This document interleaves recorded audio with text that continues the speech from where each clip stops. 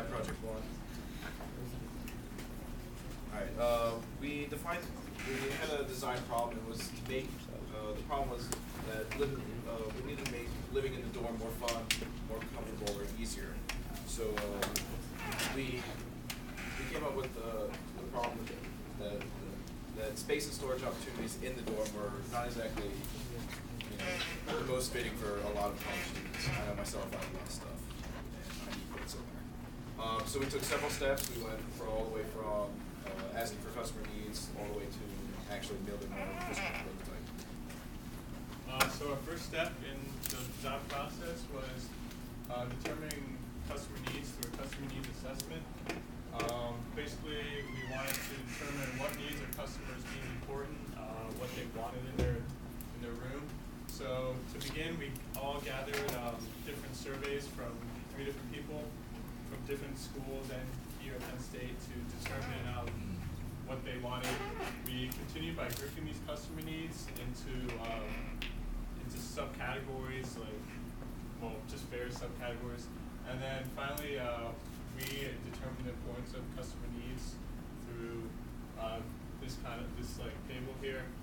We each voted 1 to 5, 5 being most important as to the importance of the customer needs, and came up with the average to determine what we would like to have in our product and what we want to have. So after this, we went to target product specification to figure out exactly what we wanted to do to solve the problem. And what you're seeing here is actually all of the metrics we created to address what the customers were looking for in a solution. And we also have the relative importance and the units that would be associated with this.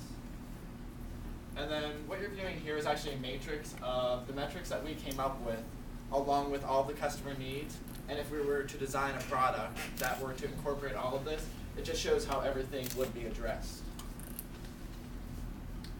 So as we were going along, you saw that the list of matrix was very long, and at our point in our engineering careers, we really can't come up with something that could address everything.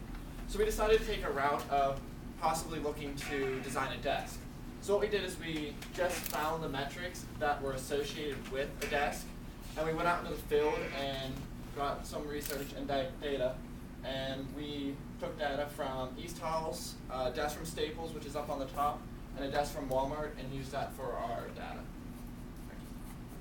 And then finally here what you see is the marginal value and ideal values.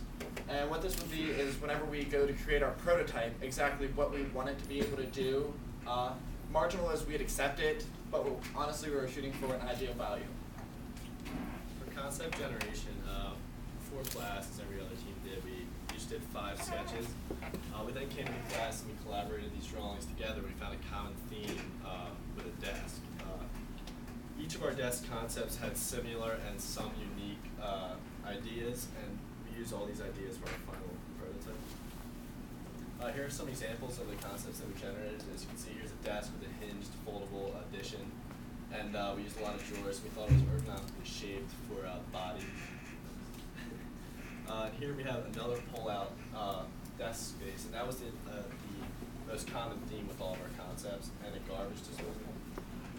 Alright, so the main goal of the design selection is to take all of our concepts and really narrow it down to the best perceived idea. So this is a 2-part process. The first part was to get all of our concepts into a smaller group. So we took our 30 concepts and screened all of them each. We then took the 6 concepts remaining, 3 original and 3 combined hybrid concepts, and then we screened those through a decision matrix to find 1 final concept and 1 alternative concept as well. On this slide, we have our Pew chart, which uses a plus-minus system to grade our concepts against other products. Down the side are selection criteria, such as space made available, durability, and efficiency. We summed up all the pluses and minuses, and the color-coded concepts are the ones that we decided to further pursue and analyze through a decision matrix. With the decision matrix, it's pretty much exactly the same as a Pew chart, except that the criteria have weights set to them as to what's more important than the others. And once again, we graded them, except this time to a 1 to 5 scale, and summing up the scores based upon the weights of the criteria, we ended up choosing to pursue a combination of 2 desk models as shown before. The key features of our design are as follows. Right here we have I don't know if everyone can see this, is a clock, a building clock. It takes up as little space as possible. That's number 1. Number 2, we have a cup holder. Many people have drinks on the desk and they're scared of either spooling their computer or something like that. So we have a cup holder for that. Number 3 is a laptop cover. What you can do is you put your laptop underneath it. It can cover it so you have more space through doing work with your laptop as follows. Underneath it is a ventilation system so your laptop doesn't overheat. Number 4 is where we have our paper recycling. 6 and 7 are aluminum and plastic recycling, so you don't have to make that trip down the hallway. Number 5 is our organizer. And as you can see right here, we have our plastic and aluminum recycling that you can just easily just take down the hallway and dump. Number 10 is where we have our desktop place holder. And right here is a slide-out addition that you saw earlier in the clips. And with the addition is also cut out to shape towards the body that circular ergonomic shape.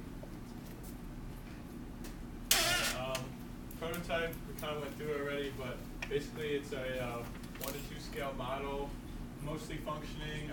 We also created a CAD model that you just saw, and constructed out of cardboard, wood, and glue. And Right, so to conclude, we had to restate our objective. We had to design a problem to make living in a dorm space easier. It was difficult as we didn't agree all the time as to what would be the most important aspects of our product. But we did work together to iron out these differences and find the best concept, which would help to satisfy our problem statement, which was to make space in a dorm more available. And we feel like we worked through these differences well to build a prototype of a model which we hope that we could future develop into an actual